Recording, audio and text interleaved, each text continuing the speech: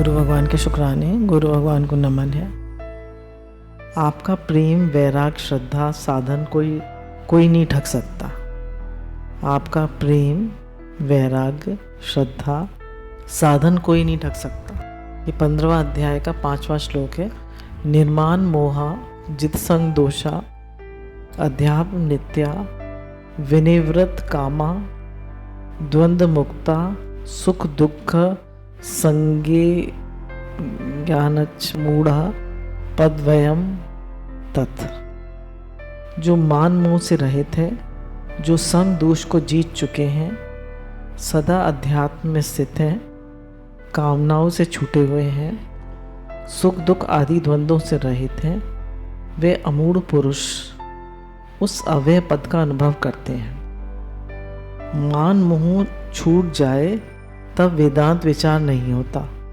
वेदांत विचार के द्वारा आत्मा अनात्म विवेक करने से मान मोह छूटता है। कह रहे मान मोह कब छूटता है? मेरा मान हुआ, मेरा अपमान हुआ, मोह हमारा कब छूटता है? जब हम आत्मा अनात्मा का विवेक करते हैं, विचार करते हैं कि मैं ये शरीर हूँ। जैसे कोई भी काम कराना हो, जैसे कल भगवान जी से कहा कि बाथरूम की टाइल्स बहुत फिसलने, बदलवा लेते हैं, तो कहते हैं कि मरना नहीं है, यही करती रहोगी। तो मतलब हम विचार करें मरना नहीं है, तो एक दिन तो शरीर छूटेगा ही ना, हमेशा तो रहेगा नहीं। पर मैं जो हूँ, मैं तो नहीं मरता।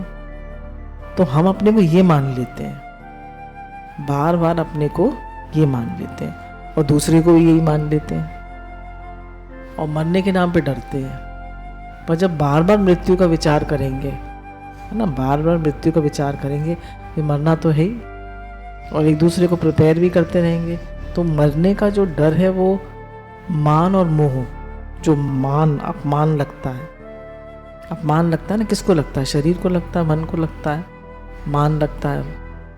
और मोह कैसे कटेगा? जब शरीर से संबंध विच्छेद करेंगे। अपने शरीर से संबंध विच्छेद होगा तो सबके शरीर से संबंध विच्छेद हो जाएगा। तो ये जगत लीला मात्र है। जैसे बटोहे जो होते हैं, राहगीर जो होते हैं, वो एक रास्ते में मिलते हैं, और जब उनका रास्ता मंजिल आती है तो उतर जाते हैं। पर हम लोग अब बटोहे जो है, वो राहगीर जो है, वो मिला हमें और हमने उससे दोस्ती कर ली, वो जाने लगा तो हमें बुरा लगा, हम रोने लगे। तो इतना हम अपनापन कर लेते हैं, इतना मोह कर लेते हैं कि हमें फिर दुख होता है। तो गुरु कह रहे हैं कि अध्यात्म विचार करोगे, ज्ञान का विचार करोगे कि मरना नहीं है भाई, छोड़ के तो जाना ही है संसार को, यहीं पे रहेंगे, कौन कौन यहाँ रहेगा? छोड़ के जाना है, तो छोड़ के जाना है तो समेटना चाहिए, फैलाना चाहिए। तो हम अपनी मन और इंद्रियों को समेटते नहीं हैं, फैलाते जाते हैं। संग दोष दूर हो जाए तब गुरु की शरण जाएंगे, ये भ्रांत भाव है। गुरु की शरण जाने से संग दोष दूर छूटेगा। कह रहे जो हमने संग कर रखा है अपने घर वालों का और अपने शरीर का, तो कब छूटेगा? जब गुरु के पास जाएंगे। तो गुरु के पास जाने से संग दोष छूटता है, संग दोष छूटता है और हमारी आसक्ति कटती है। कामनाएं मिट जाएं तब भक्ति नहीं, ईश्वर की भक्ति करोगे तब कामनाएं दूर होंगी। कह रहे कामनाएं दूर हो जाएंगी तब भक्ति करेंगे, बोले नहीं, जब ईश्वर की भक्ति करोगे तो कामनाएं छूटेंगी। भक्ति करोगे तो भगवान की भक्ति से तृप्ति आती है, तो कामनाएं छूटती है। बहुत लोग त्याग ही त्याग की बात करते हैं, वे कोई आश्रय नहीं बताते। इस प्रकार बिना आश्रय के त्याग नहीं होता।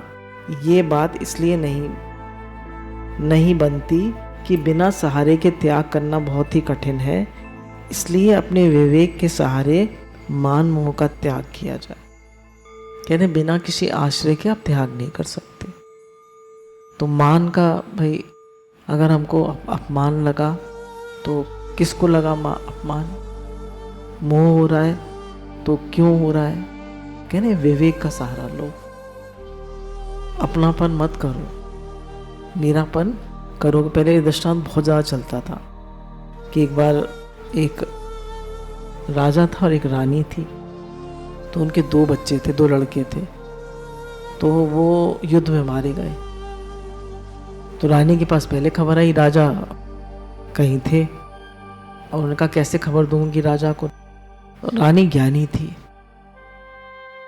तो उसने कहा कि हमको किसी ने 2 बहुमूल्य हीरे हमारे पास रखवाए थे, 2 बहुमूल्य हीरे रखवाए थे हमारे पास, अब वो मांग रहा है अपने हीरे, और हमारा देने का मन नहीं कर रहा, मेरा देने का मन नहीं कर रहा, क्या करूं। तो राजा ने कहा अरे बेवकूफ़ हो तो, फौरन दे दो, उसने रखवाए तो थे, तुम्हारे कहाँ हैं, दे दो। डांटा राजा ने। तो उसने कहा वो 2 बहुमूल्य हीरे आपके बेटे थे, भगवान के थे, भगवान ने मांग लिए, अब क्या करें। तो राजा क्या कहते, उन्होंने कहा भगवान के थे, भगवान ने ले लिए, क्या कर सकते, हमारे हाथ में तो कुछ है नहीं। तो ये हमें बार बार पक्का करना पड़ेगा कि इस जगत में हमारा कोई है नहीं है। जब हमारा कोई जाता है तो हमें दुख तो बहुत होता है, पर फिर अपने मन को बार बार समझाना पड़ेगा हमारा नहीं था, हमारा होता तो रहता, हमारा नहीं था ना। ऐसी ये शरीर भी हमारा नहीं है, और कोई भी शरीर हमारे वाले का हमारा नहीं है, कभी भी छूट सकता है। तो गुरु कहते हैं pre warned is pre armed, पहले से तैयारी करके रखो। तुम तैयारी करी है, तुमने तैयारी करी होगी तो दुख नहीं होगा। अब हमारे अपने शरीर में कोई हमारी रिपोर्ट गड़बड़ आ जाती है, ब्लड रिपोर्ट गड़बड़ आ जाती है, तो परेशान होते हैं, भैया ब्लड रिपोर्ट गड़बड़ क्यों आ गई। अरे शरीर है, इसमें तो कुछ घटत बढ़त होती रहती है, कुछ कुछ होता ही रहता है, इसके लिए क्या चिंता करनी, इसके लिए क्या परेशान होना। शरीर है, कुछ कुछ होगा ही इसमें, और एक दिन छूटेगा भी। तो हमने मरने की तैयारी करी है, जीने की तो हम सब तैयारी करते हैं, मरने की तैयारी दादा भगवान ने कहा बाय डेथ फ्रॉम योर गुरु, अपने गुरु से मृत्यु खरीद करो, मरने की तैयारी तो करो। कहने बिना आश्रय के त्याग नहीं होता। यह बात इसलिए नहीं बनती कि बिना सहारे के त्याग करना बहुत ही कठिन है, इसलिए गुरु के सहारे संग दोष का त्याग और ईश्वर के सहारे कामनाओं पर विजय प्राप्त करो। इतना करके जब ईश्वर की ओर चलो तो मार्ग में ही ये फल मिला कि सुख दुख देने वाले द्वंद्व छूट गए। तो विवेक के सहारे हमने मान मोह का त्याग किया, गुरु के सहारे संग दोष का त्याग किया, और ईश्वर के सहारे कामनाओं का त्याग किया। फिर बोले जब हम रास्ते में ही चले ये करके, तो हमें क्या फल मिला, हमारे सुख दुख छूट गए, हम दुखी सुखी होना हमारा छूट गए। जो घटनाएं और जो परिस्थितियां संसारी लोगों को दुख देती हैं वे विरक्त को प्रसन्नता देती हैं। जिन बातों में संसारी पुरुष आनंद फूल उठते हैं विरक्त उन्हें निस्सार समझते हैं। जैसे हमारा अपमान हो गया, बुरी तरह कर दिया, तो बोलो कोई संसारी होगा तो दुखी होगा, और विरक्त होगा तो कहेगा चलो अच्छा है, वैराग है। बहुत मन चिपका पड़ा था ना, बहुत मन चिपका पड़ा था। देखते हैं जैसे बेटी की शादी हो गई, अब बेटी जो है वो कहने में नहीं चलती, पहले बेटी का बहुत लाड़ होता था, अब बेटी कहने में नहीं चलती। तो माता पिता को क्या हाथ होता है, पहले तो बहुत लाड़ा था बेटी का, तो अब बेटी से वैराग आता है। तो ज्ञानी होगा तो क्या कहना अच्छा है, वैराग आया बस चलो छुट्टी कर। तो जिन चीज़ों में संसारी लोगों को दुख होता है उसमें वो सुख मनाता है। कोई भी चीज़ हो जाए, पैसा चला जाए तो कहते हैं बहुत पैसे में मेरा मन आसक्त हो रहा था ना, चलो अच्छा हुआ, मन कटा, वहाँ से मन हटा। अब ना बाजार जाना है, ना कुछ लेना है, ना देना है, जो पुरानी चीज़ें उन्हीं से काम चलाओ, अपना भजन करो। अब है ही नहीं पैसा, कहाँ जाएंगे, कहाँ बाजार जाओगे, कहाँ भागोगे, क्या करोगे, है ही नहीं, अपना भजन करो। आपसे कोई कहता है साधुओं के पास मत जाया करो, वे तुम्हें ठग लेंगे, निश्चय ही वह आपका धन बचाना चाहता है, आपका हितैषी है।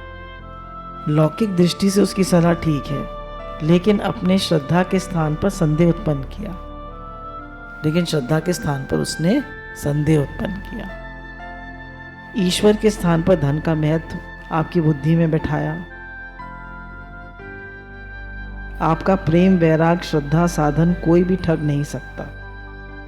अब कह रहे हैं कि अगर किसी ने कहा कि संतों के पास मत जाया करो, वो ठग लेते हैं, तो उसने लौकिक दृष्टि तो ठीक कहा। क्यों ठीक कहा?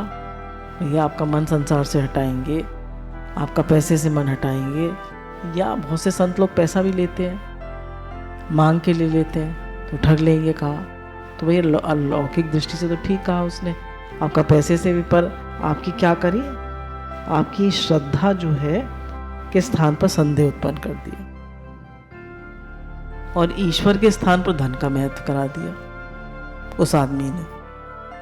उसे धन में इतनी महत्व बुद्धि क्यों हो कि धन ठगे जाने डर से वह सत्संग से ही वंचित रह जाए? धन में इतनी महत्व बुद्धि क्यों हो कि ठगे जाने के भय से हम सत्संग से ही वंचित हो जाए? चला जाएगा धन, चला जाएगा, थोड़ा बहुत धन ले लेगा तो ले लेगा, पर हम सत्संग से तो वंचित नहीं होंगे। कम से कम हम सत्संग से ही वंचित हो गए। इस प्रकार की शंका वैराग्य की कमी से होती है। कह रहे हैं जब भी हमें गुरु में शंका होती है तो वैराग्य की कमी से होती है। वैराग होगा तो गुरु में शंका नहीं हो। एक ही अव्यय पद अर्थात परमार्थ तत्व ईश्वर, जीव तथा जगत तीनों के रूप में प्रतीत हो रहा है। कह रहे हैं एक ही परमात्मा है जो जीव, जगत और ईश्वर के रूप में प्रकट हो रहा है। वही सब कुछ बन गया है, जीव, जगत और परमात्मा सब कुछ वही है। उस अव्यय पद को अमूढ़ा गच्छन्ति अर्थात ज्ञानी प्राप्त करते हैं, अनुभव करते हैं। तो जीव, जगत और ईश्वर तीनों एक ही है, अलग नहीं है, एक ही है। उनको एक ही अनुभव कर, एक ही परमात्मा तत्व सब कुछ बन गया है।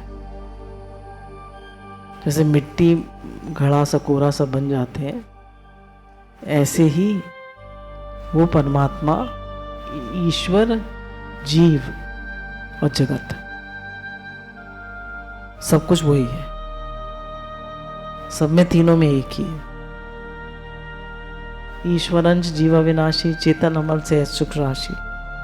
तो जीव तो वही है, परमात्मा ही है, पर अंतःकरण उपाधि से जीव बना हुआ है। अंतःकरण को हटाया तो जीव भाव खत्म, फिर आत्मा परमात्मा से मिल गया। तो जीव आत्मा तो परमात्मा तो वही है। और जगत भी जो दृष्टि हो रही, जगत भी जो हमें दिख रहा है, वो सत्ता किसकी है? परमात्मा की। तो ईश्वर, जीव और जगत तीनों एक ही तत्व हैं, एक ही हैं, अलग नहीं है। ऐसा ज्ञानी पुरुष अनुभव करते हैं। गुरु भगवान के अनंत अनंत शुक्राने।